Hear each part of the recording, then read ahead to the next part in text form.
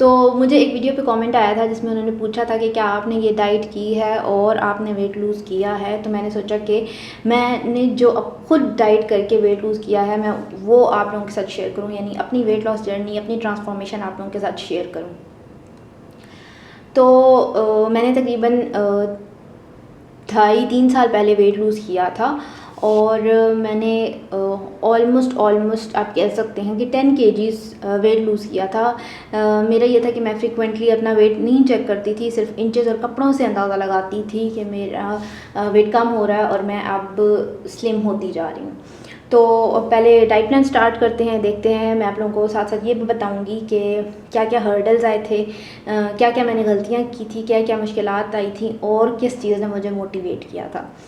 तो सबसे पहले स्टार्ट कर लेते हैं मोटिवेशन की कि कहाँ से मोटिवेशन आई। तो जैसे कि जब कोई भी इंसान ओवरवेट होता है या फिर मोटा होता है तो उसको बहुत सी बातों का सामना करना पड़ता है। शायद आप लोगों में से भी बहुत से लोग ये चीज़ फेस करते होंगे कि आपको नए नए अलग अलग नामों से पुकारा जाता है या फिर मोटी मोटी कह के पुकारा जाता है। तो ये तो सुनने को मिलता ही था रोज़ाना।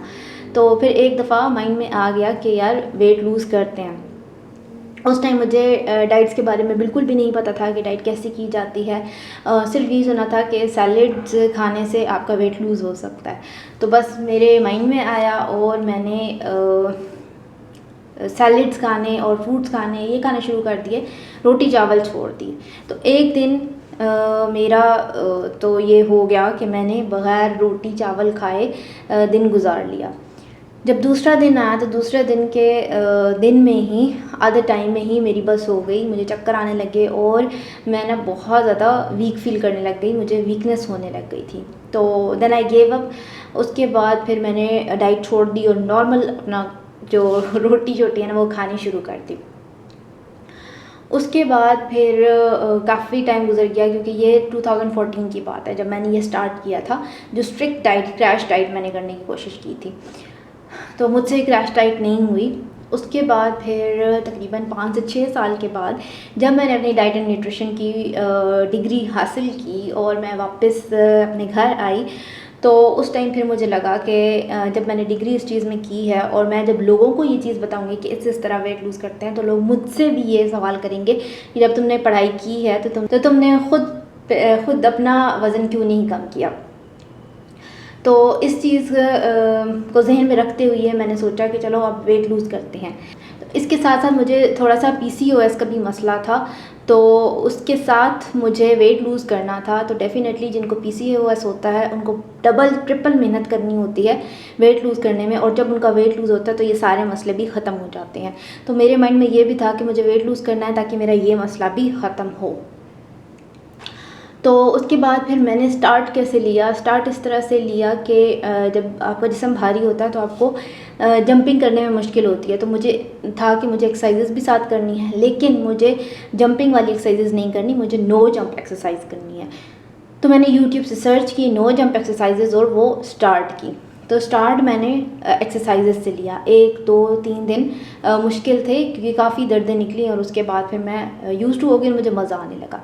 फिर मैंने अपनी डाइट रूटीन सेट की। तो डाइट रूटीन किस तरह से सेट की कि मैं सुबह उठती थी और नॉर्मल अपना नाश्ता करती थी। हाँ, ये था कि मैंने अपनी रोटी का साइज़ छोटा कर लिया था, बिल्कुल नॉर्मल साइज़ की मैं रोटी लेती थी। उसके साथ मैं अंडा किसी भी फॉर्म में ले लेती थी। दिल हुआ तो ऑमलेट बना लिया, दिल हुआ तो फ्राइड ले लिया और दिल हुआ तो बॉयल ले लिया। और उसके फिर कुछ टाइम के बाद फिर मैं ग्रीन टी ज़रूर लेती थी। तो ये मेरा नाश्ता हो जाता था। उसके बाद दिन के टाइम में अपने जो मील था, प्रॉपर मील, वो स्किप करती थी और दिन के टाइम पे कुछ भी नॉर्मल खा लिया। कभी फ्रूट्स खा लिए, कभी चाट बना के खा ली और कभी इसी तरह वेजिटेबल सैलेड खा लिया।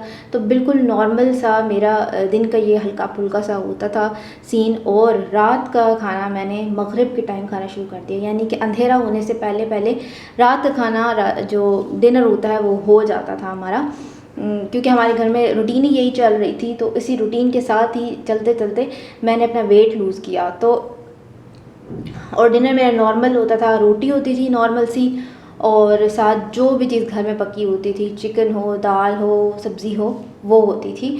और फिर उसके बाद सर्दियाँ आ गई थी तो फिर रात में चाय का इस्तेमाल होता था। इसके साथ कभी कभार मतलब वीक में 2 to 3 टाइम्स तो हो ही जाता था कि हमारे घर में आइसक्रीम आती थी और मैं वो आइसक्रीम भी खाती थी। तो ऐसा नहीं था कि मैंने कोई स्ट्रिक्ट डाइट की, मैंने नॉर्मल रोटी भी ली, चावल बनते थे, अच्छे खासे चावल। जिस दिन चावल बनते थे मैं दिन में भी चावल खाती थी और शाम में भी चावल खाती थी। लेकिन ये था कि मैंने लेट नाइट खाना छोड़ दिया था और रात को सोने से पहले मैं कहवा ज़रूर लेती थी, जिसमें मैं अजवाइन, सौंफ और दालचीनी और थोड़ी सी काली पत्ती और थोड़ी सी सब्ज़ चाय की जो पत्ती, जो ग्रीन टी होती है, वो ऐड करती थी। और ये मैं पक्का रोज़ाना ये 1 कप भर के लेती थी कहवे का। तो इसने मेरी काफ़ी ज़्यादा, इस कहवे ने हेल्प की, क्योंकि जब मैं रात में बहुत जल्दी खा लेती थी और सोने से पहले ये पी लेती थी तो फिर सुबह उठ के मैं बहुत हल्का हल्का महसूस करती थी।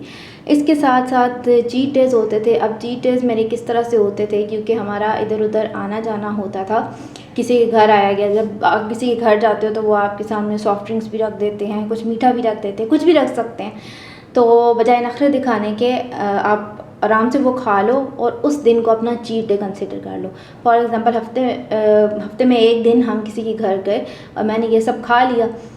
अब मैंने कहा कि ये मेरा चीट डे था, अब बाकी दिन मैं अपनी नॉर्मल जो मेरी अच्छी हेल्दी डाइट है वो मैं करूँगी।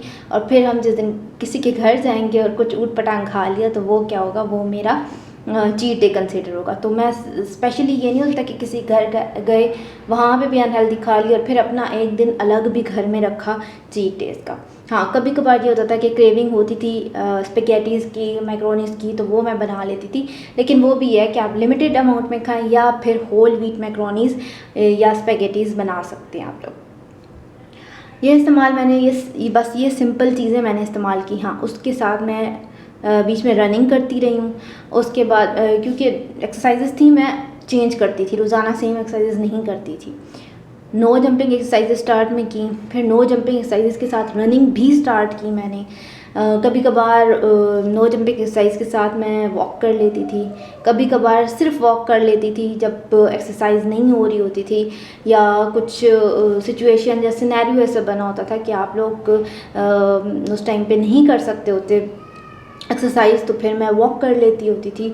और योगा मैं करती थी, हफ्ते में 1 से 2 दिन योगा भी कर लेती थी। स्ट्रेंथ ट्रेनिंग भी मैंने की है और कार्डियो भी मैंने किया। तो मैंने बहुत ज़्यादा एक्सरसाइजेस भी साथ की, तकरीबन 40 से 45 मिनट्स मेरे एक्सरसाइज के लाजमी होते थे। तो एक्सरसाइज भी मैं ज़रूर करती थी। तो डाइट एंड एक्सरसाइज, डाइट में मैंने स्ट्रिक्ट डाइट नहीं की, सिर्फ अपना पोर्शन कंट्रोल किया और साथ ही अच्छी एक्सरसाइजेस की। तो इससे क्या हुआ कि मेरा वेट लूज़ होना स्टार्ट हुआ। तो पहले 2 महीनों में मुझे कुछ भी फ़र्क नज़र नहीं आया वेइंग स्केल पे जब मैं खड़ी हुई तो मेरा सेम वेट था, लेकिन मुझे कपड़ों से फ़ील हो रहा था कि मेरे कपड़े खुले होते जा रहे हैं मुझे। तो उसके बाद फिर मैंने वेट चेक करना छोड़ दिया था। इंचेस अपने लिख के रखे हुए थे और इंचेस से भी मुझे इतना अंदाज़ा नहीं होता था, लेकिन सिर्फ कपड़ों से मुझे अच्छा खासा अंदाज़ा हो जाता था। और उसके बाद फिर तकरीबन 6-7 महीने में इसी तरह लगी रही। और 6-7 महीने के बाद जब एक मेरा ड्रेस था जिसकी शर्ट मुझे काफ़ी ज़्यादा तंग थी, तो वो जब मैंने पहनी तो वो मुझे बहुत अच्छे से आ गई, अच्छे से इस तरह से आ गई कि मुझे थोड़े खुले कपड़े पहनना पसंद है। वो मुझे थोड़ी खुली आई थी, इस तरह से नहीं कि मुझे बिल्कुल फिटिंग में आई हो। तो उससे मुझे अंदाज़ा हुआ कि मैंने अपना अच्छा खासा वज़न कम कर लिया। उसके बाद फिर जब आप लोगों से मिलते हो, लोग आपको अरसे से बाद देखते हैं, तो वो आपको बताते हैं कि आपने अच्छा खासा वज़न कम कर लिया। तो मुझे जब लोगों ने देखा तो वो शौक हो गए कि तुमने इतना ज़्यादा वज़न कैसे कम किया। तो फिर उस टाइम पे मुझे यकीन हो गया था कि भाई मैंने अपना वज़न अच्छे तरीके से कम कर लिया है। टाइम मुझे काफ़ी लगा था, 6-7-8 महीने लगे थे, लेकिन ये था कि मैंने अपना अच्छा वेट लूज़ किया था। तो अभी तक फिर उसके बाद क्योंकि मेरी शादी हुई, फिर बेटी हुई, तो उसके बाद ही मैं वेट गेन मैंने नहीं किया। क्यों नहीं किया? क्योंकि मैंने पहले बहुत अच्छा अपना वज़न कम किया हुआ था। तो उसके बाद जब मुझे थोड़ा सा वेट गेन हुआ भी ना बेटी के बाद, तो वो खुद ही थोड़ी सी कंट्रोल करने के बाद ही ना, थोड़ी सी डाइट कंट्रोल करने के बाद ही खुद ही कम हो गया। मतलब मुझे डबल ट्रिपल मेहनत नहीं करनी पड़ी जैसे मैंने पहली दफ़ा की थी। तो पहली दफ़ा जब आप अच्छी मेहनत कर लो, थोड़ा ज़्यादा टाइम लगा लो, तो उसके बाद अगर आपको कभी वेट गेन होता भी है तो आपको इतना टाइम नहीं लगेगा वेट लूज़ करने में। लेकिन अगर आप स्टार्ट में स्ट्रिक्ट डाइट्स करके वेट लूज़ कर लोगे, फिर जब चढ़ेगा फिर उसी तरह की मेहनत आपको करनी पड़ेगी। तो ये जर्नी बताने का मकसद ये था कि मैंने बहुत सब्र तहम्मुल के साथ वज़न कम किया, साथ पीसीओएस भी थे। और हाँ, उसके बाद जब मेरा ये वेट लूज़ हुआ तो मुझे काफ़ी ज़्यादा इम्प्रूवमेंट नज़र आई। जो भी सिम्टम्स मुझे थे पीसीओएस के, वो काफ़ी ज़्यादा कम हो गए थे। बहुत ज़्यादा इम्प्रूवमेंट बल्कि आ गई थी, कम क्या हो गए थे, बहुत ज़्यादा इम्प्रूवमेंट आ गई थी। तो सिर्फ वेट कम करने से आप अपना पीसीओएस का मसला ठीक कर सकते हो। आपको कोई दवाइयों की ज़रूरत नहीं है, क्योंकि पीसीओएस ठीक ही तब होता है जब आप अपनी लाइफ़स्टाइल को चेंज करते हो और अपना वज़न कम करते हो।